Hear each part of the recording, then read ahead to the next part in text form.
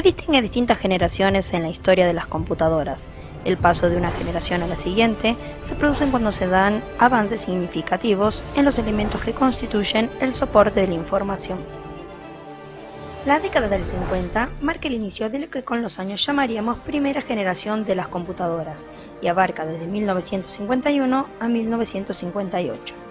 Eran enormes aparatos que funcionaban con válvulas para procesar la información, dependiendo de operadores que ingresaban los datos con unas tarjetas perforadas.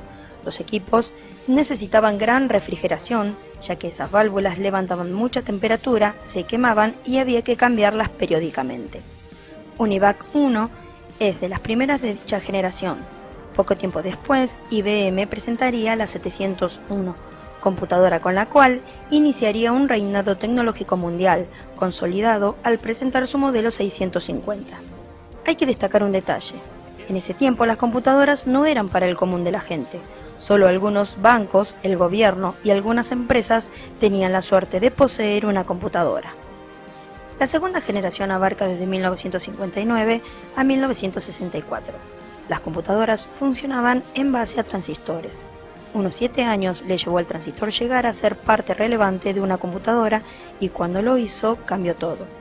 Las computadoras se convirtieron en algo más pequeño, aún de grandes dimensiones, pero jamás del tamaño de una habitación como sucedía en la primera generación.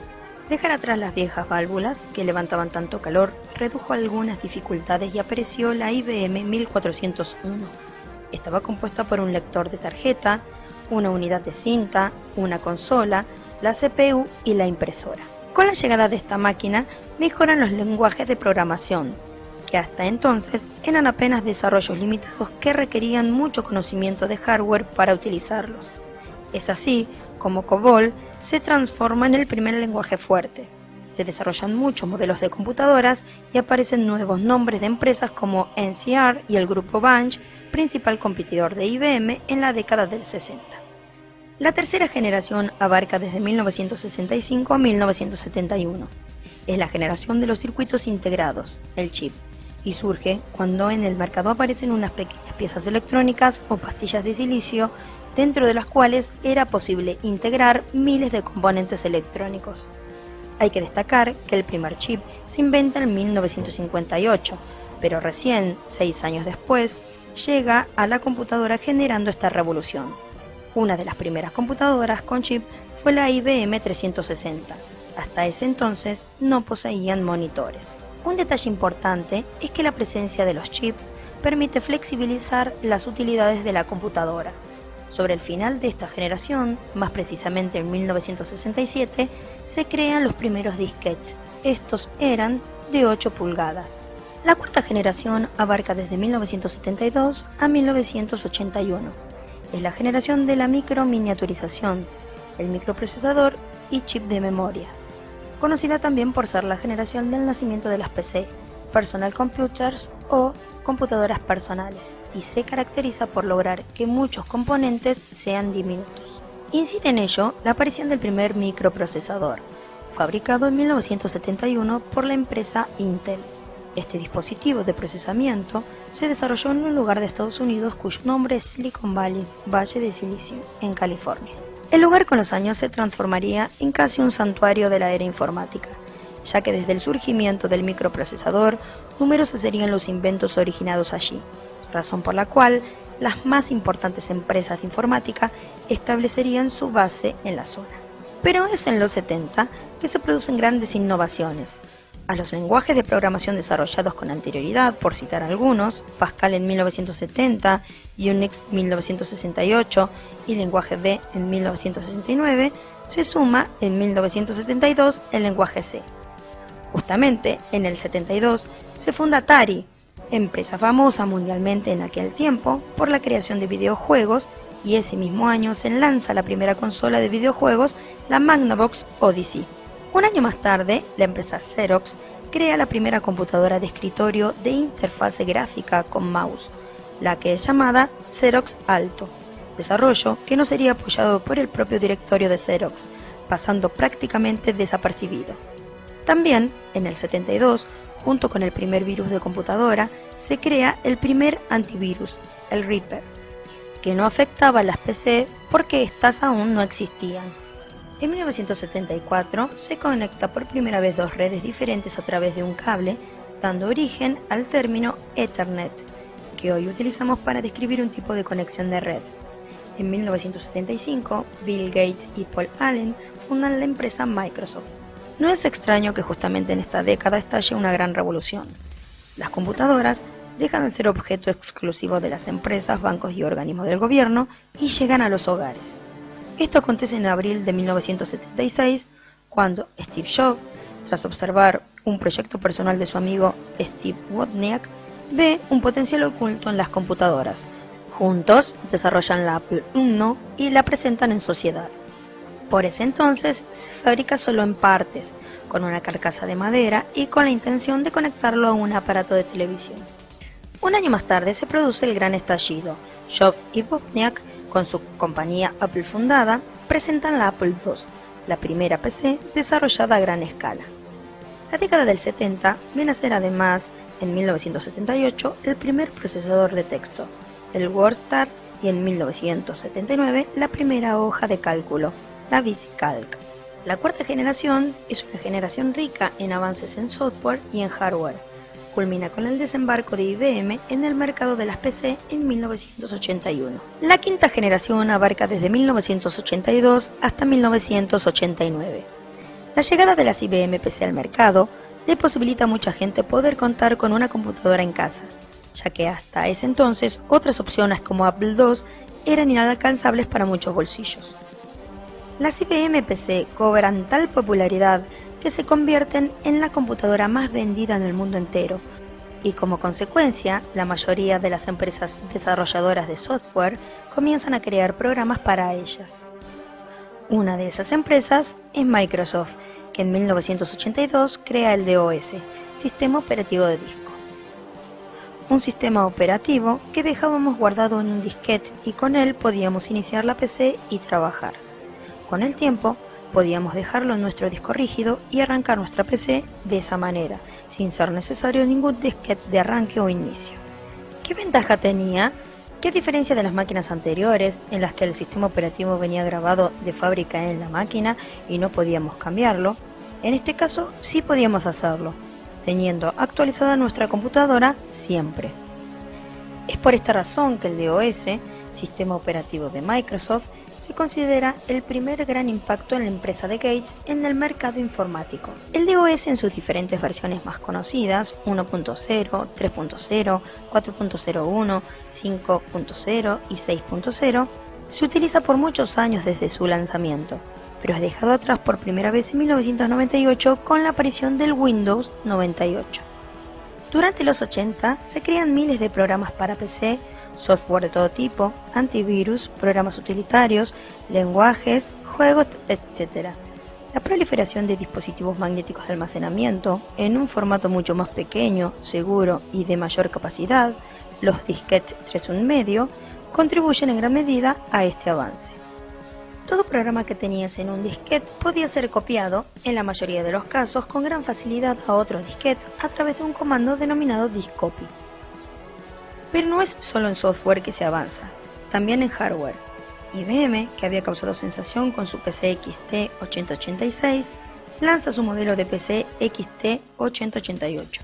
Consigue con ello mejorar la velocidad de procesamiento y al poco tiempo lanza la 80286, a la que denomina AT286. La evolución es muy grande, es una computadora mucho más rápida, internamente su bus de datos es más amplio, se habla ya de transmisión de 16 bits, antes era de 8, y surgen luego la 80386, la 8486 y después la Pentium. Deseosas de recoger frutos de este gran avance mundial, muchas empresas se atreven a lanzar sus modelos de PC, por citar las más conocidas, Epson, Hewlett-Packard, Acer, Compaq, pero además decenas de otras marcas ni siquiera conocidas. Por fuera no eran IBM, pero por dentro tenían los mismos componentes que las IBM, ya que las originales internamente utilizaban componentes de otras marcas como Intel, Soyo, etc. Comienza a denominarse a estas computadoras clones o simplemente PCs. En esos años, quien marcaba tendencia era Estados Unidos, y la llegada de cada pieza de hardware a la Argentina, a España y otros países demoraba mucho tiempo. El costo inicial de las PCs era elevado, razón por la cual desde los 70 se desarrolló un mercado paralelo en el cual se creaban otro tipo de computadoras. Computadoras más económicas y pequeñas que en un principio se conectaban a un televisor y aunque venían con un sistema operativo grabado de fábrica, eran programables y su memoria era expansible. Con el tiempo las microcomputadoras se convirtieron en pequeños dinosaurios en extinción con la evolución y el abaratamiento de las PC, dejándoles todo el campo abierto para que se establecieran en cada hogar, comercio, oficina y escuela.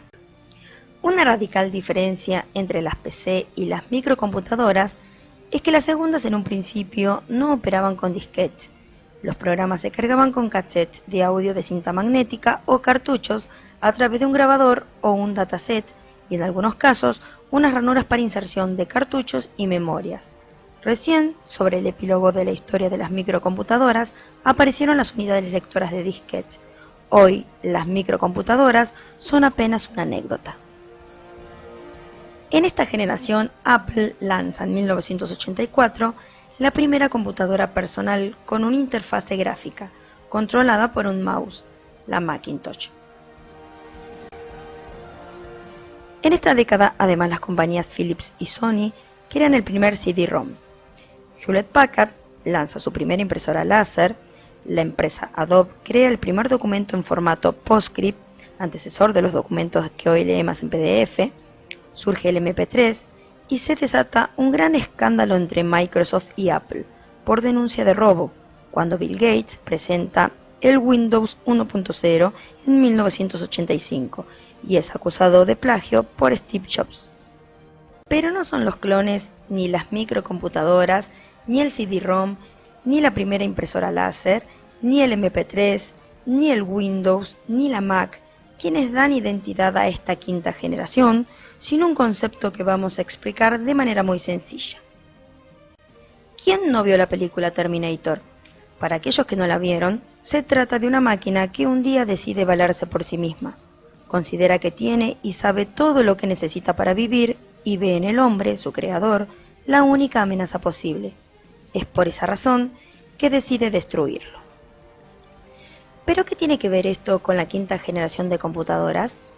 Bien, el guión de la película fue escrito durante esta década, tras los anuncios del proyecto de creación de una supercomputadora a cargo de la firma Sigmund Cray en 1982, y el megaproyecto japonés denominado Quinta Generación, que apuntaba a lo mismo. ¿Y en qué consistía el proyecto? Consistía en desarrollar una super máquina tan poderosamente programada y equipada que fuera capaz de aprender por sí misma a través de procesos tan avanzados que no hubiera forma de diferenciarla con el hombre. La sexta generación abarca desde 1990 hasta el presente. Aquí reina el multiprocesamiento y la conectividad global. Aunque muchos expertos informáticos no logran ponerse de acuerdo en el año de inicio de esta generación, algunos dicen 1990, otros 1992, sí coinciden en los hechos que le dan origen. El multiprocesamiento es la capacidad de un procesador para realizar varias tareas al mismo tiempo. Procesadores integrados por muchos elementos más pequeños, capaces de realizar 1.000.000 de operaciones aritméticas en simultáneo por segundo. Y la conectividad global es poder estar conectado a cualquier parte del mundo. Hablamos también de disponer de tanta tecnología en hardware que hoy en día casi no son necesarios los cables para conectarnos en movilidad con el punto más distante del planeta. En velocidad ya casi no hay límites, en alcance tampoco. Para lograr esto, el hombre tuvo que avanzar mucho tecnológicamente y en este avance debió rediseñar en algunos casos completamente la arquitectura de lo que había desarrollado, sostenido por una tecnología cada vez más eficiente y veloz. Gran parte de esto comenzó en 1991 con el surgimiento de la World Wide Web, el servicio más utilizado de Internet.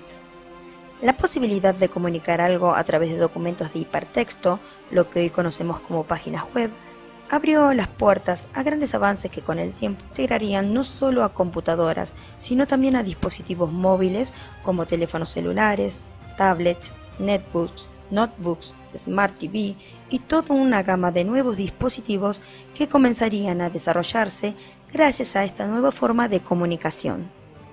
Las redes de área mundial, Wide Area Network, seguirán creciendo desorbitadamente utilizando medios de comunicación a través de fibras ópticas y satélites, con anchos de banda impresionantes. En los últimos 20 años, las computadoras han evolucionado más que nunca a tal grado de tenerlas en nuestros bolsillos, teléfonos inteligentes y demás aparatos electrónicos. La robótica y la inteligencia artificial se han vuelto términos comunes. Muy probablemente, en los próximos años, podrán tener a la mano unos lentes con una pequeña computadora incluida, que posteriormente puede que se haga en forma de lente de contacto. Actualmente, muchos investigadores trabajan sobre computadoras que pueden pensar.